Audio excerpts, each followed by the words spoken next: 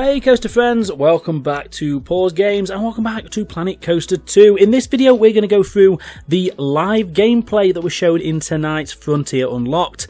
So if you're going to enjoy this video, don't forget to give it a like down below and subscribe to the channel to stay up to date with all of the content.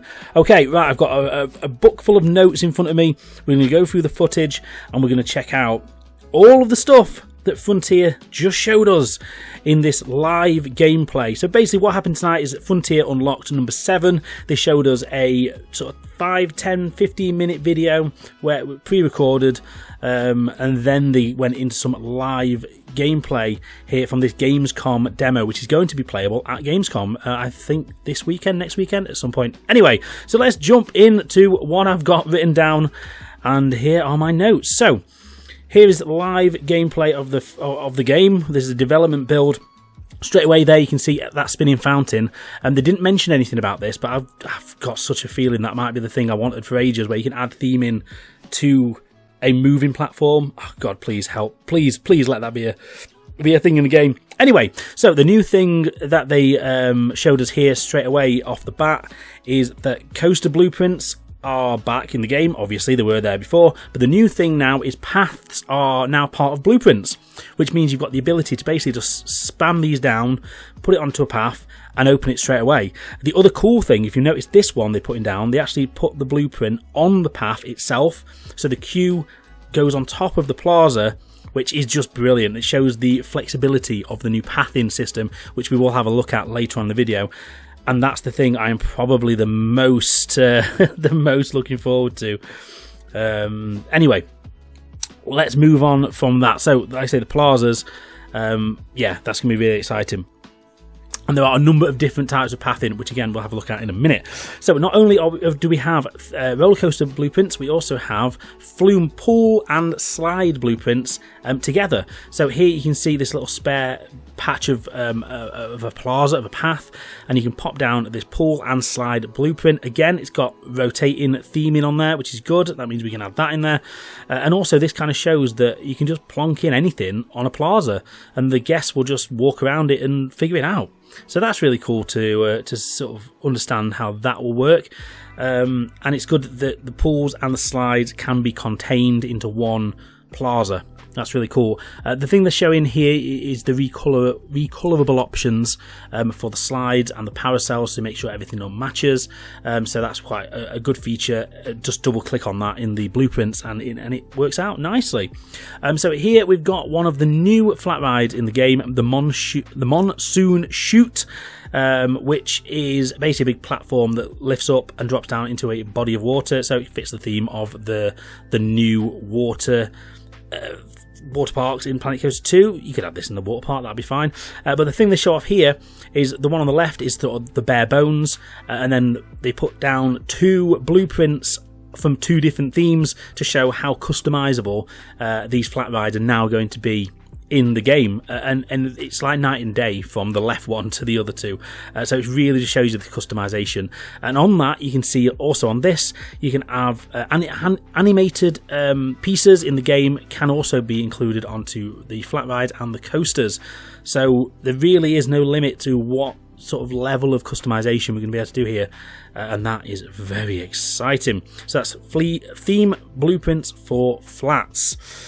So here again you can just see them plonking down another flat ride, this time just into a centre of the path, into a big plaza, just sticks down straight away. It's in there, it's in the centre, and just think of how that's going to affect our parks, being able to just put anything on any bit of path.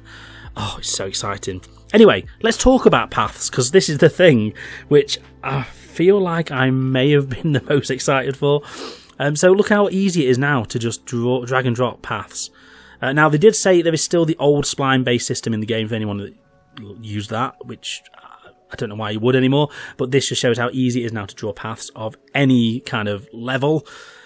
Also, you'll be able to see in a second how you are able to draw the plazas using the draw tool.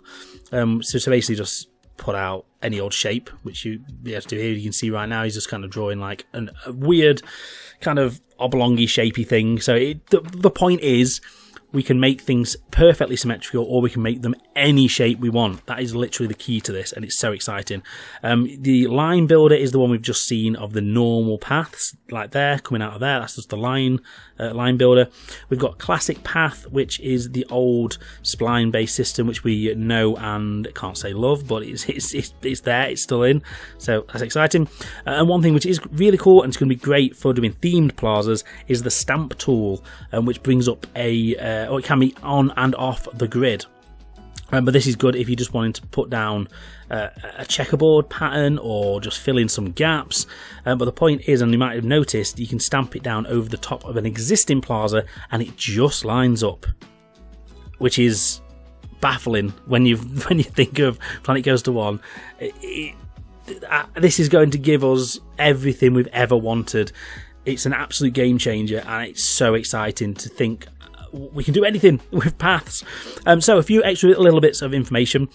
They did confirm that there are going to be no actual physical hotels in the Planet Coaster 2, but you can still do facades and sort of pretend they are there. It might come down the line, but upon launch there will be no hotel facilities in the game.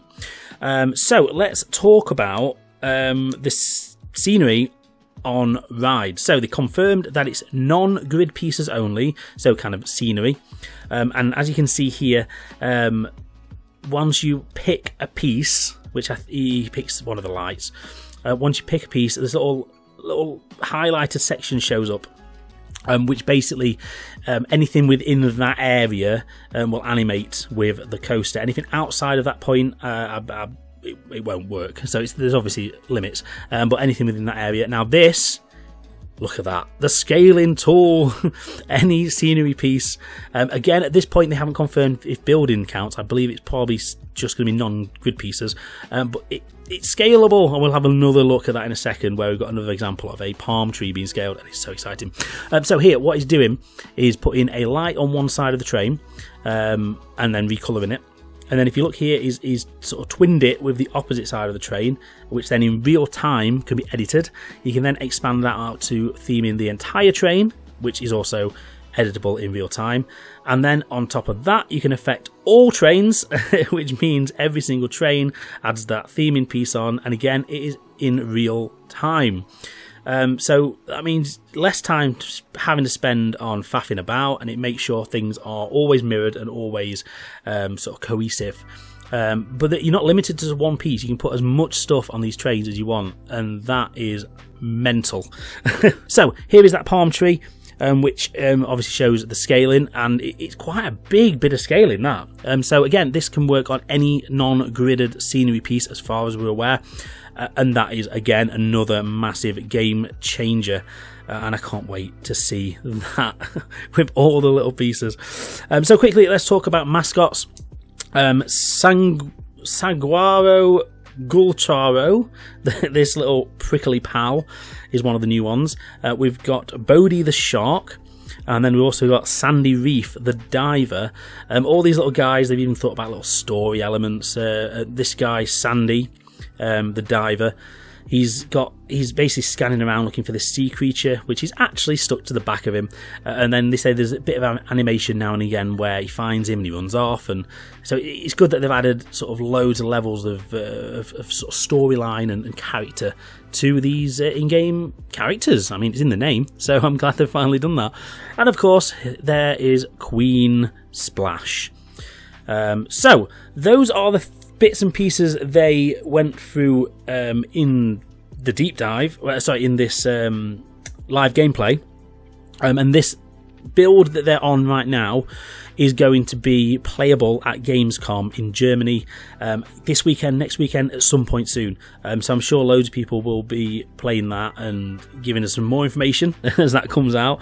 But that's all from the notes I wrote down whilst watching this. There's so many other things we're going to discuss that are in the background of this footage, and that's going to come in another video in the next day or two, where we talk about things that they didn't specifically mention, but we can see in the background, so they're all the juicy bits. So I need time to sort of trail through all this footage and analyze and zoom in and enhance to find out all the juicy bits, because there is loads in the background, and there's already a few little notes I've wrote down for that video. Anyway, thank you guys ever so much for watching. If you've enjoyed this, don't forget to give it a like down below and subscribe to the channel to stay up to date with all of the latest Planet Coaster 2 content. There's going to be a lot of it. There's a lot of videos to be made out of all this footage, so subscribe right now to stay up to date. Drop us a comment down below. Let me know what you are most looking forward to, and which of these massive game-changing things are you going to use at all of them, I expect. Anyway, guys, thank you ever so much for watching. See you in the next video. Cheers, guys. Bye-bye.